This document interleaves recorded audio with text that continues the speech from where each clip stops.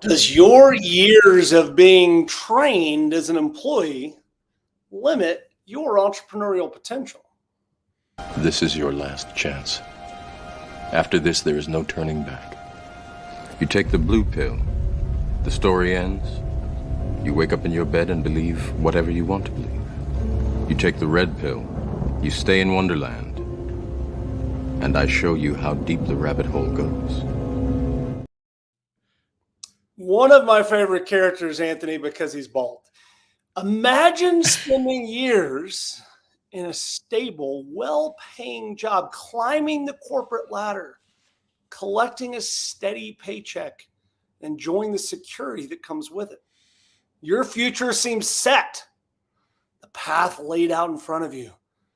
But deep down, there's a restlessness, an idea, a vision, a calling that whispers to you every day, telling you that you're meant for something more.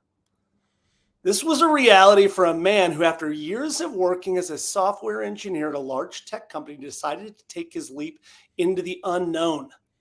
Left behind his comfort, his routine, his steady paycheck to start something entirely on his own. His friends and colleagues thought he was crazy.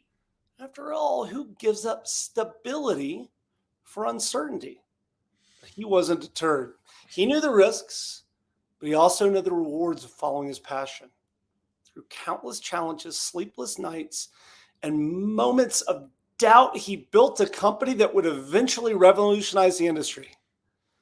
That man was named Chris Franks. No, I'm kidding. That man was named Brian Chesky. He's the co-founder of Airbnb. Chesky's story is a testament to the courage it takes to move from being an employee to becoming an entrepreneur. It's about the moment you decide that your dream is worth the risk and that the only way to achieve it is by stepping out on your own. Today, we'll be discussing moving from employee to entrepreneur. How do you make the leap? What mind shifts are necessary? What can you do to set yourself up for success? And what the hell even happened to my 401k from back in those days? I'm not even sure. All that and more on today's episode of How to Founder.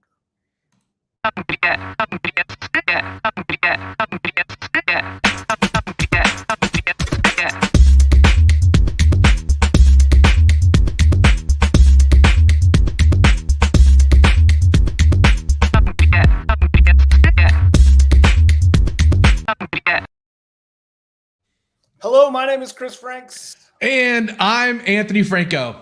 How to Founder is where you, the founder, discover tips, tricks, and details that MBA professors refuse to teach you. Chris, you refuse to teach this stuff in your classes. So first of all, let's just be super clear. Today's my first day of school, Anthony. I'm back at it today, and I teach undergrad, so that's really where we share the dirt. MBA. I so wish I had the Welcome Back Carter theme song ready to play. Mr. Carter. I'm genuinely excited about today's episode because this was my journey. Now, everything except for the $1 billion startup. Like, I certainly did leave a well-paying job, was climbing the corporate ladder, was in a stable environment before I left to quit my first company. But before we kind of dive into the details, I want to ask you a question about mindset. So making the leap from a job to starting your own company is one of the scariest things I've ever done, and is certainly filled with uncertainty and fear. So from your experience, what's the mindset shift that you need to make when you start to make that transition from employee to entrepreneur? I've been thinking about this episode quite a bit, actually. I think it'll be the second chapter in our book. The first one is don't become an entrepreneur. The second one is, okay, how do you make the transition? And it's really funny, Chris. I'm not crying, you're crying. I'm not. It's really funny because I've been doing this for so long. It's hard. It's hard for me to remember what it was like to have a job. So my ability to talk about this about the subject is anecdotal from what I'm hearing from people, that what I've heard over the last 20 years of people making this transition. And the thing that is most common, the most common thing that I hear is, well, two things. One, you don't realize the level of support that you have in a job until you're responsible for everything. And so I hear that a lot. Like I don't have my, lawyers is a classic example. They do their own practice. They don't have a paralegal to call up. They don't have their software stack to go dig up case law. That all of those things that you have, that you totally take for granted, are just gone. And you have to literally start from scratch. Many times, like going and assembling your own desk, and setting up your laptop to software stack, to HR, to like all of the things. So that level of support is probably the thing that I hear most often. Sounds like it was a great episode. Can we get some lunch up in here? Right. Somebody order lunch. Right. Oh, wait, I'm the dude that's ordering lunch. Well, I have a funny story on that too. So, when I decided to go to, so I've started a bunch of companies. When I decided to start one that I believed was going to need venture capital, I went through an accelerator.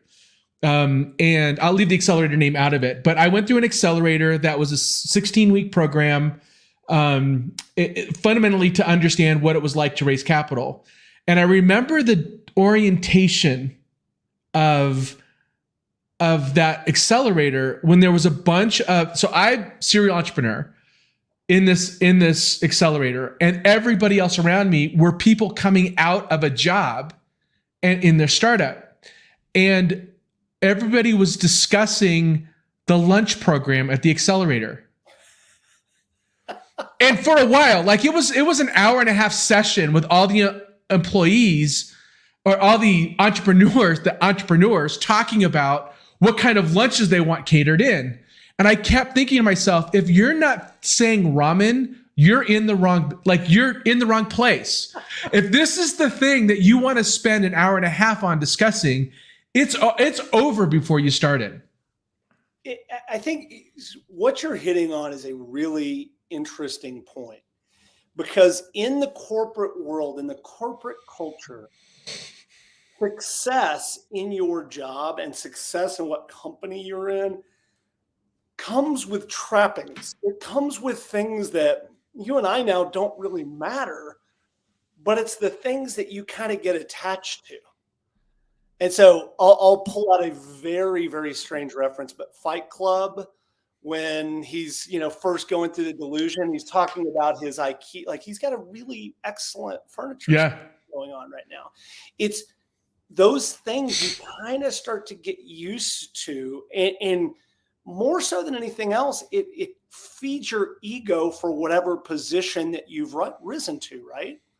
So the office or the lunch, or some people, the health club benefit, or all these other things, which again, like when in retrospect, none of that stuff mattered, but that was hard for me to give away. Does that resonate?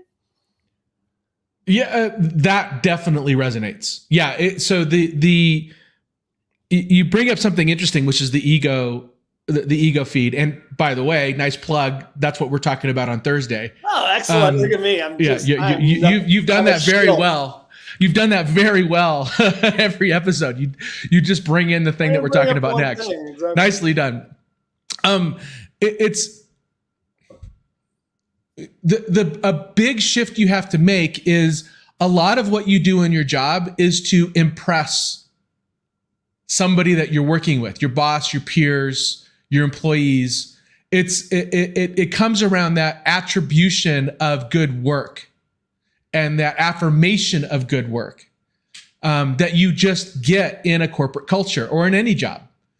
And that goes away instantly.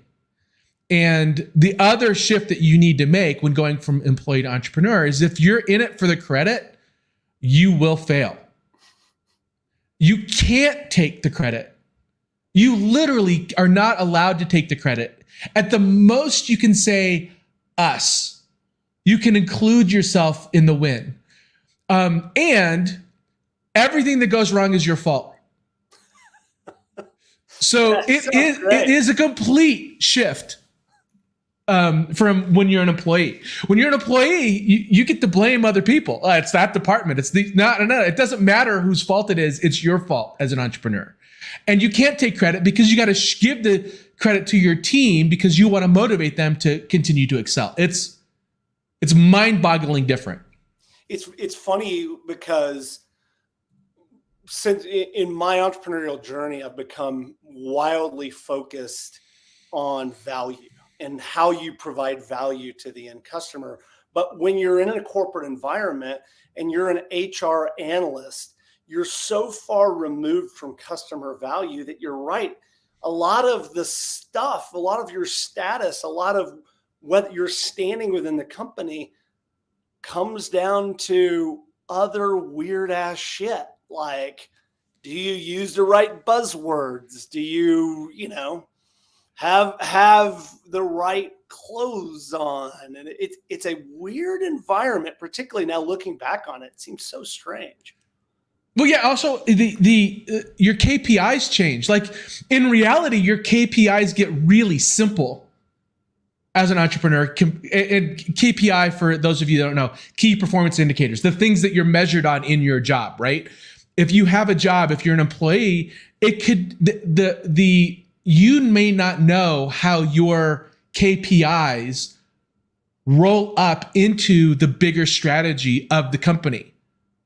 But as an entrepreneur, your KPIs get really simple, right? It's profitable revenue. Right. Can you actually, will somebody pay you for the thing you're doing? Right. And then how do you attract those customers and can you make them profitable? Like those are your first KPIs. Right. And so it becomes a lot simpler, but a lot more like you literally eat what you kill. So the responsibility and the weight of that hits you pretty hard, pretty fast.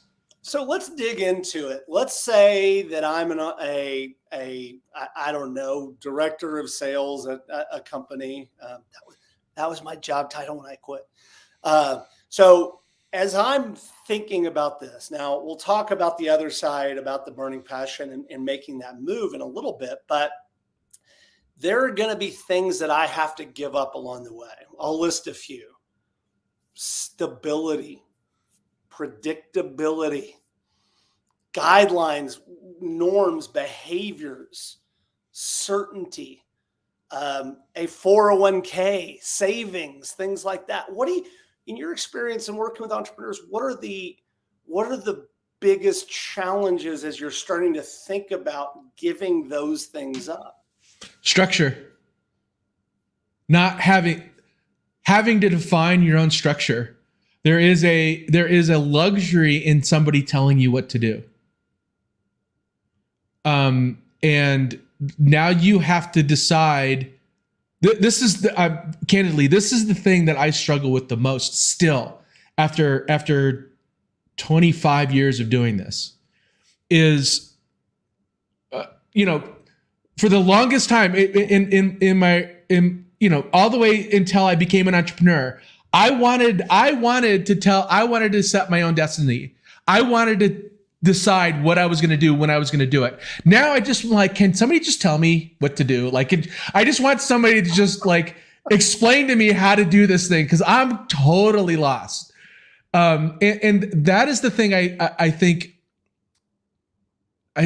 you missed. I miss that the most is can somebody just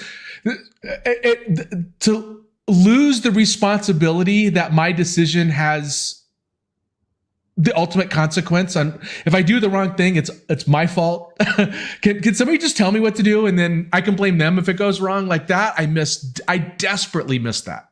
There is a dark side to what you're suggesting, which is you're suggesting that when you have a the joke that we founders typically say is we don't even say the word because it's a dirty word. But when you have a job, when you have one of those, you don't have a lot of responsibility. And what I mean by that is the success of the company really is probably not on your shoulders, right? Depending on the size of the company, there's a lot of jobs that, if you're the single salesperson in a small business, but if you're at a big company, there's not a ton of weight or stress that your actions are going to take down the company, right? The dark side is the pressure that comes the moment you make that move, right? It's the moment that suddenly every bit of success or failure is on your shoulders. And while it's something that I would never give up, it's also something that has been pretty stressful down through the years. Is that been your experience too? Yeah, for sure. The responsibility, but there's also something, as you were saying that occurred to me that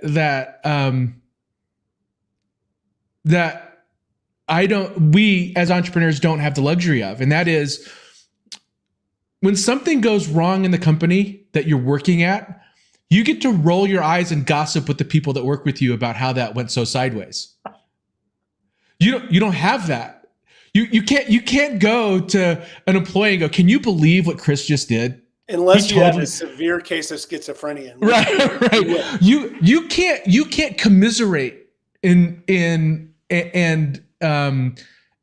socialize the way you used to either, which is all related to this fact that it's ultimately your responsibility. So if I'm gossiping about you, Chris, to somebody else, like they're looking at me like, what are you saying about me? Like, you're running this thing. How come you're like, it's just so sideways. You can't do it, but you can do that. You can have lunchroom conversations about folks when you're an employee with little to no consequence. You can't do that as an entrepreneur. Yeah, I mean, in most cases, it's maybe you and a co-founder. And so, we're like, oh, my single coworker, he's a real asshole. It's like, you're talking about me. I'm sitting right here. Not a great idea. The one thing that is guaranteed if you're a solo founder is that you work for an asshole. That is absolutely true. For both of us, right, Chris? Yeah. Okay. So we've covered the fact that there's things that you're going to have to give up. So there's things that you need to be aware that you're going to be giving up. And that sense of stability is a big one. And, some of the things that may feed your ego, a corner office, things like that, those things go away. But let's talk about some of the intangible things that you need to be aware of. So let's talk about those relationships. One of the things I've experienced the most is the moment that I said I was leaving my job to start my first company, it was remarkable about how people changed their behavior towards me. And I didn't recognize it. It took me years to recognize it. I considered these people friends. I considered them people that I was close to. Now, in reality, they were just colleagues, but again, didn't have the maturity at that point to distinguish those two. The moment I said that, I started to feel a gravitational pull. And they started saying things like, well, why would you do that? What if you fail? It's scary out there. Talk about your experience with the relationships of people that are not willing to take that risk versus you or the person that is going to go try to take that risk. Because frankly, those relationships for me ended. I don't have any of those relationships left. Yeah. What do you think about that? This goes back to the thing I say all the time about entrepreneurship. So when somebody tells me I shouldn't do that, I'm like, yeah, for you, that makes sense because you're normal. I'm broken. And so therefore I don't have a choice. So it's an acknowledgement of my difference with normal people. And you have to, I mean, first of all, my advice would be to listen to that and don't do it. Going back to chapter 1, right? And then there's also some interesting things that come with it when you decide to take the leap, because you're likely doing the thing that they wish they had the guts to do. So there's going to be some jealousy. And I say guts, that makes it sound like we're brave. No, we're stupid and delusional, not brave. But when you watch somebody else go out there and try the entrepreneurship, deep down, some of your friends are going to wish that you don't succeed so they can justify their own decision in sticking with what they do. Now that doesn't make them bad people. That makes them human beings, which is a normal attitude to have. It turns out that's a pretty common state, Yeah. An attribute most of us share. Most of us, not everybody. Yeah, of course. And what they don't know, right? So what they believe is that entrepreneurship is an adventure. I actually have a picture to illustrate this. So for those of you who aren't watching and listening, most people have this sense of entrepreneurship like a whitewater raft ride, where it's fun, it's a little bit scary. You're there with a bunch of people, you're kind of smiling, and you're feeling excited to be there. And in reality, what they don't get is that it's that same team falling down a perpetual waterfall, batshit scared that they're going to die any minute. That's what it really looks. This entrepreneurship looks like the second picture, and not the first picture. So that jealousy that those people feel that way because they don't really know what you're going through. Right. And this, I think it took me a really long time to get my head wrapped around this concept but we as human beings, to your point, we are social, we are pack animals. And to a certain degree, when you are in a club, in a group, in a company, and you're part of that company, you're part of that identity, you're part of that, club, for lack of a better word, when you look at the other people in the room and say, even implicitly, even though I never said this out loud, y'all aren't good enough and I'm going to go do my own thing. It does two things, Anthony. First of all, almost every employee has some sort of secret desire to be an entrepreneur. Yes. And so you're saying you're acting on something that they're not willing to do. That creates cognitive dissonance and weird shit happens there. But the second thing you do is when you tell people, when you're announced you're leaving the club, people suddenly kind of turn their back on you and say, well, fine, good riddance. Get rid of you. We didn't like you anyway. And that, to your point, it's human nature, but it's an important thing to understand because I wasn't prepared for the loss of friendships, that bond that I had with a group of people. And I'm serious, those relationships ended fairly quickly because everything, even though they didn't mean to, we had nothing more in common. The things we got together and we were friends about when we were drinking beer was what you're talking about. We were bitching about shit. Right? Yeah, right. And then I came in and was like, yeah, I'm trying to figure out a new marketing strategy for the way to actually sell my stuff. They're like, that's not my thing. Okay. So there's two things on that quick, Chris. One, for me, I didn't have a lot of friends before I started, so wasn't a big loss. That was because you're a cantankerous personality, not because. Yeah, but my friendships were born out of fellow founders, either co-founders or other founders that have this innate thing that you have to have when making this transition. And it is curiosity and the ability to question your worldview at all times and reevaluate where you sit. And one of the things that you have as a luxury as an employee is you do not have to necessarily, to be successful, question anything. You could operate and succeed and elevate yourself within an organization just by following the Six Sigma process that is laid out for you as you're going from director to senior director level in an organization. And I'm not disparaging. That is like totally fine. You should do that if you can be happy doing that, or happy outside of work and to have a happy, normal family life. Do that, but you lose that ability to not be curious if you become an entrepreneur. It's funny. It's like asking you and I why somebody would stay in a corporate job. We're like, we're the wrong people to ask. Like that's we're on the other side of the equation. I'm sure there's value there. I'm sure there's a reason why people do it, but I don't fucking know. Okay. No, I get it. Get it. I totally get it.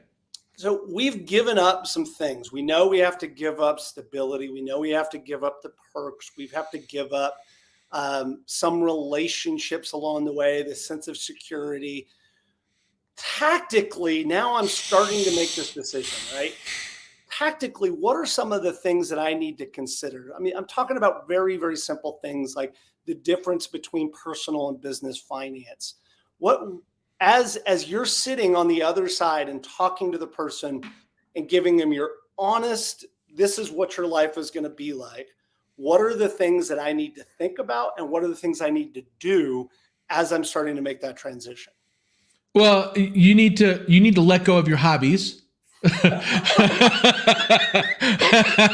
Your hobby is now your business, period. Your work-life balance is gone. If you're married, your relationship is strained significantly. And probably your partner is asking you, why, just go get a real job. Your personal finances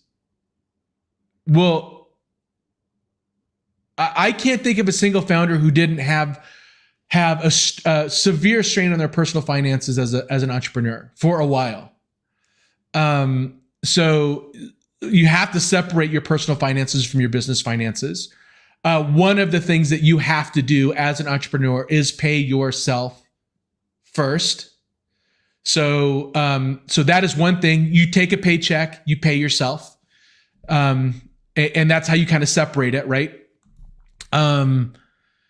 Gosh, what are some of the other things that you give up?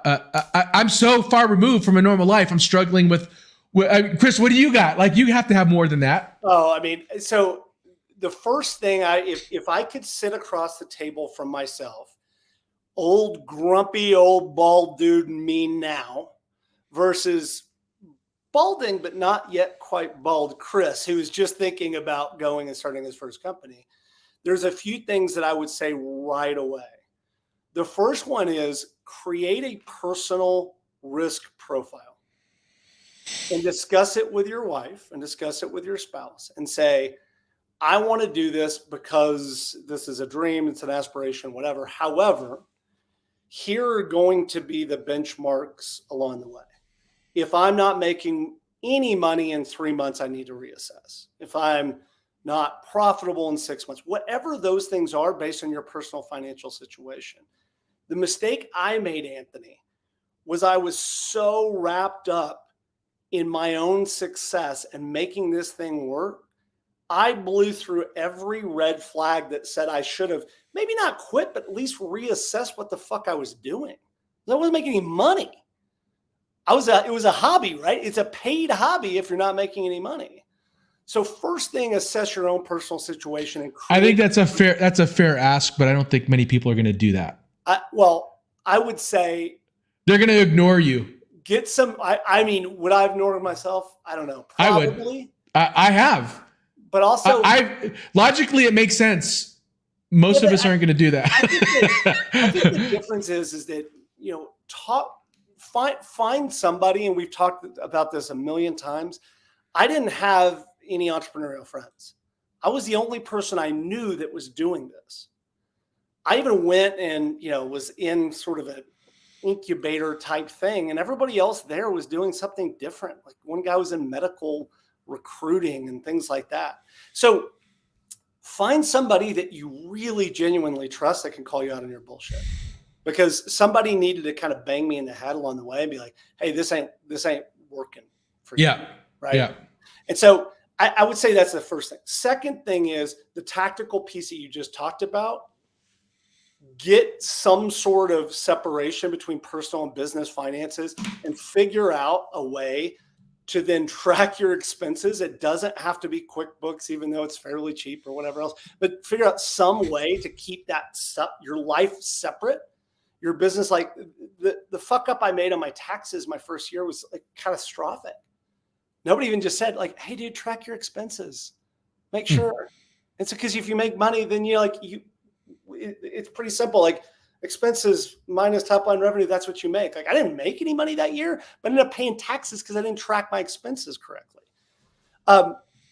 Find people that you can talk to open and honestly about this, because particularly early on, the old saying, Guy Kawasaki, when your mouth is moving, like how do you know when an entrepreneur is pitching? Their mouth is moving. You're so into the pitching mode that you have a hard time stopping and saying, okay, what's actually happening here? What's actually going on here? There's probably about 30 others, but the other one that I would just say to myself is, hey man, take care of yourself. Take care of yourself. And respectfully, Anthony, I fully disagree about hobbies. I think you have to do things outside of just doing this work. I love this work. I would do it.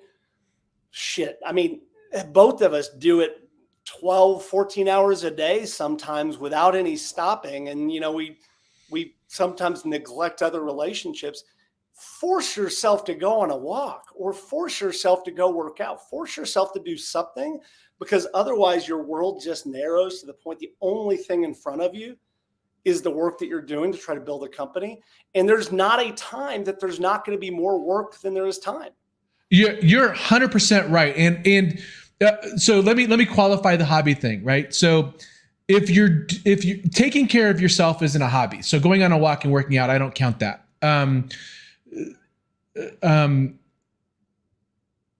Golfing, fishing might even work because you can have solitude and think through issues. When I say hobby, it's like a fantasy football league. And the reason why I say that is because the mental tax, the amount of mental effort you need to put in to be successful at fantasy football or at making a train set, or like I'm even struggling to come up with hobbies, right? Because I don't have any. But the things that tax you mentally and takes you away from having to think about your business. There are people that I know. I've been in the same fantasy football league for 20 something years. They love me because I just pay my tax. Right. It's my friendship tax. I love these guys. They're amazing. I've been friends with them forever, but they love me because I'm like, I'm going to pay to be in this league, and then I'm going to forget, and then I'm going to not do this stuff, because the notion of me spending 2 hours researching what free agent quarterback is going to be really going on is asinine. Yeah. It's beyond stupid. Yeah. I'm the same way. I know there's people out there that not only have, and it's a great point, most of these guys are employees, have that time and mental space where that takes them away from some other task, job, effort, etc., versus the mental load that you carry as an entrepreneur is wildly different. Yes. Yeah. Yeah, I agree. Okay. So I want to kind of move. So we've talked a little bit about what you're going to give up to be prepared to give up. We've talked about some of the tactical stuff that you need to do. Just make sure that you've got a few things in order. for me, started a risk profile. Anthony says you probably not do it anyway, but that's probably true. Anyway, so anything else you can think of in this environment, Anthony, as you're considering making the move and being very well educated about the decision you're about to make?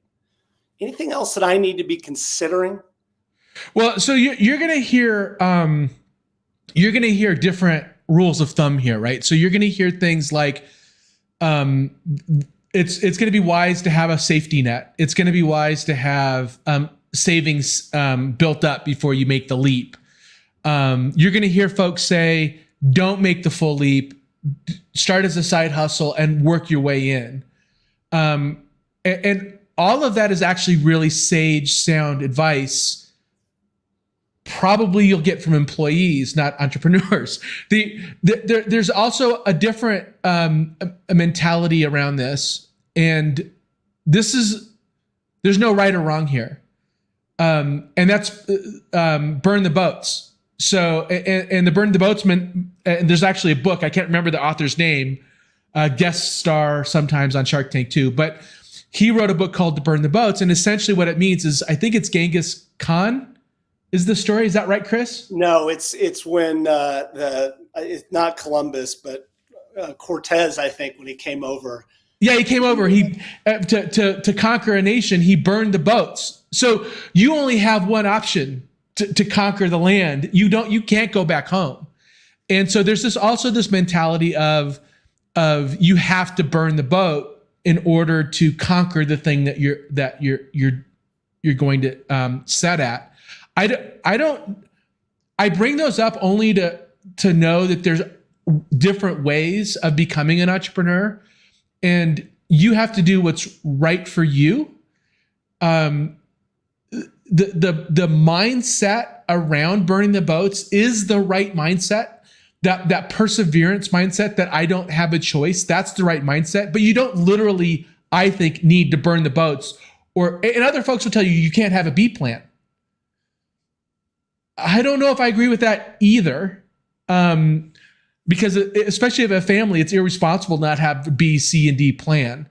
But that mentality does stick through if you're doing the thing that you believe the world needs. So just know that there's no right way to do this, and explore all the alternative ways of actually jumping into entrepreneurship.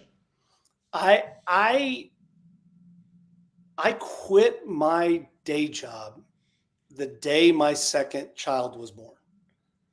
It was planned. Like, it was, I knew what I was doing, and I knew I was going to go on paternity leave and have a week or so. And then, so I had this whole plan, but in retrospect, could I have worked another year at that job and, been way more financially secure? And that was it was the right decision. I didn't do it. The right decision was to figure out a way to do both. But for me, turning the page, I just had to burn the boats. I couldn't do both things. Either A, I'm all in, or B, I'm not in. And so for me, doing that was the right decision, even though it put me under more stress. Could I have figured out a way? I don't know. I don't know if I could have done it. It put my family under way more financial pressure and me under way more financial pressure, but it was sort of the right decision for me. To your point, there is no single path. You will hear a lot of different conventional wisdom doing this. One last thing I'll add to that, Chris, and that is the one thing you have to get good at quickly is putting down the losses.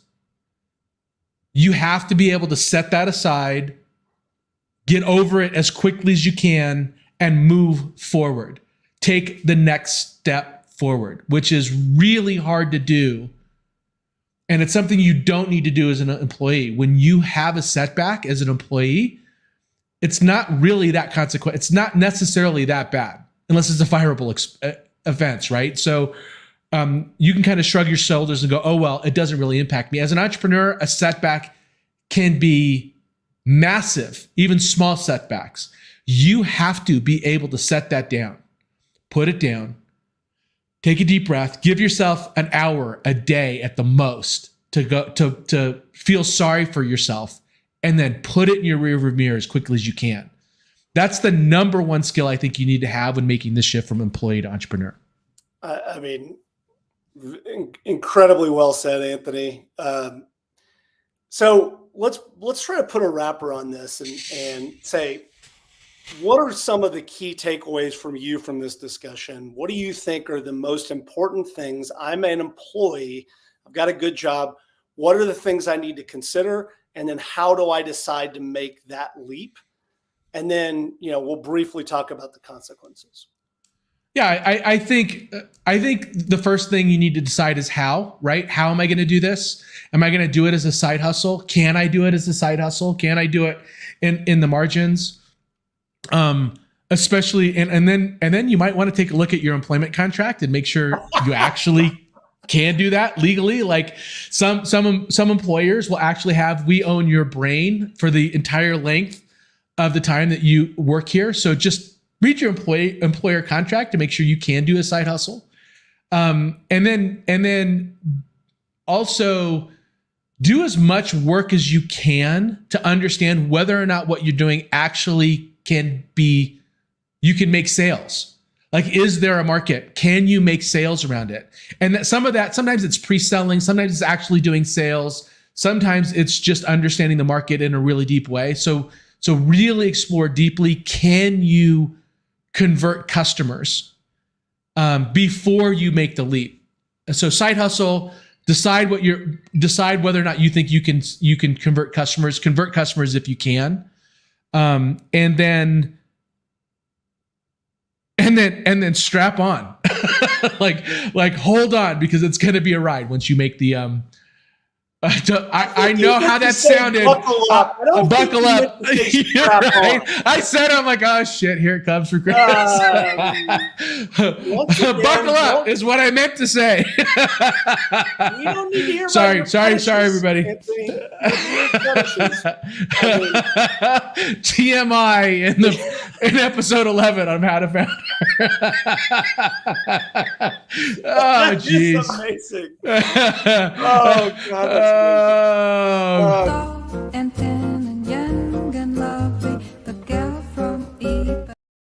all right, we're done. I don't know that we are. Man,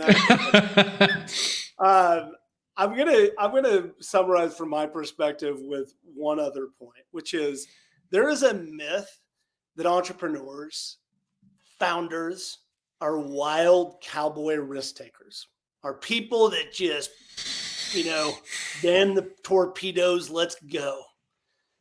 That is true, but genuinely, most of us are the most risk-averse people. Here's a question. Anthony, do you like going to Las Vegas and gambling? I hate it. Why? I hate it. In fact, dealers make fun of me because I get excited when I win $10.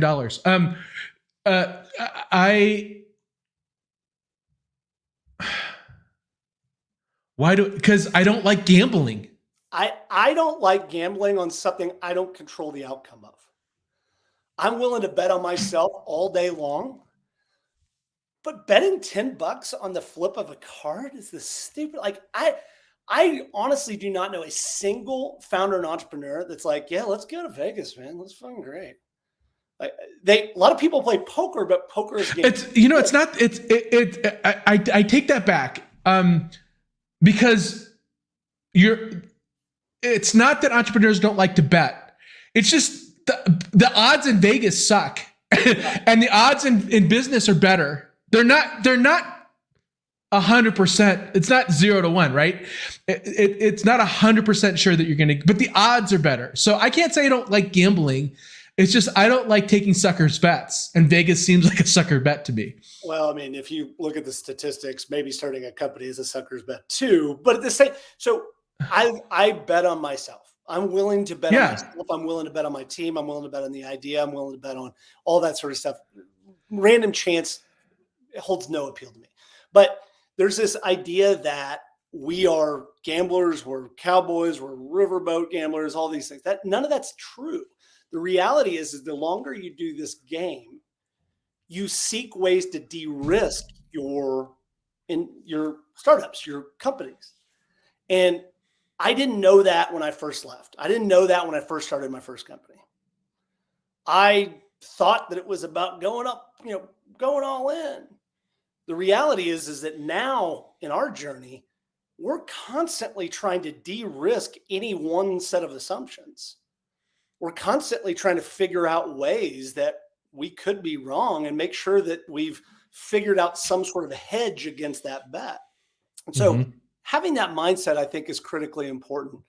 Okay, wrap it up for us, Anthony. What's the piece other than don't do it? What's the headline here? What's the single piece of advice that you would give somebody about to make the leap? I think we covered it pretty well. It's at this point, that my analogy of a cold river, a cold lake, like you can tell somebody how cold it is until they jump in and they don't know. So I guess to wrap it up, we warned you. We told you not to do this. We warned you what this is like. I will say in my life, I've made so many mistakes and so many incredibly painful mistakes. And looking back at that first part of my entrepreneurial journey, I've got I'm incredibly passionate towards that kid that made all those mistakes because it hurt.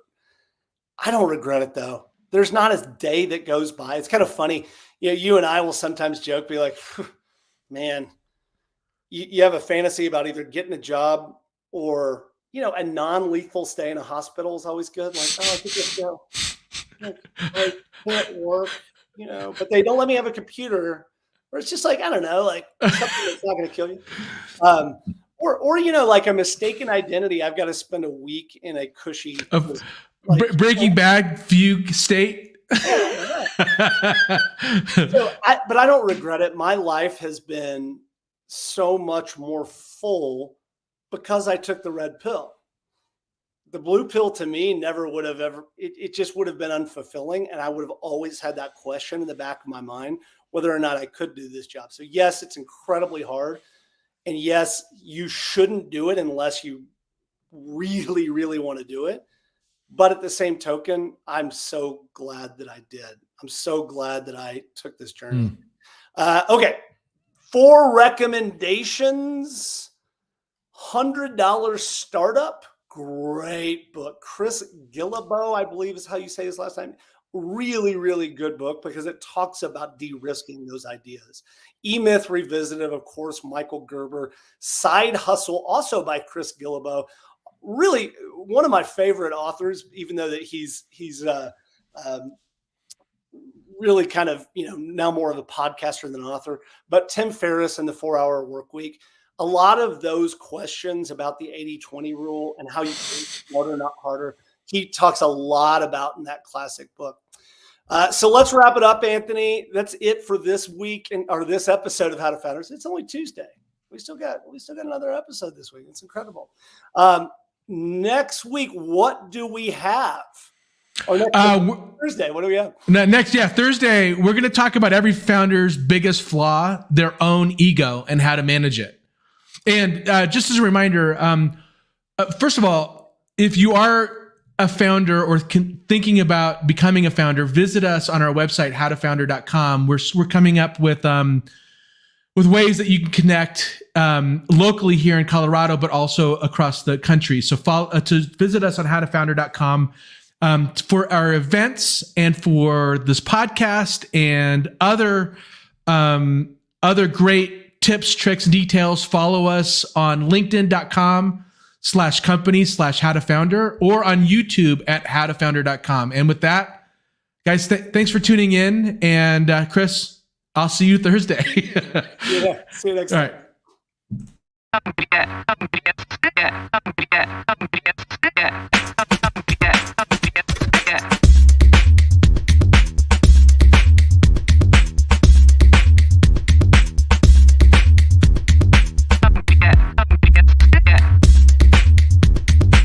right.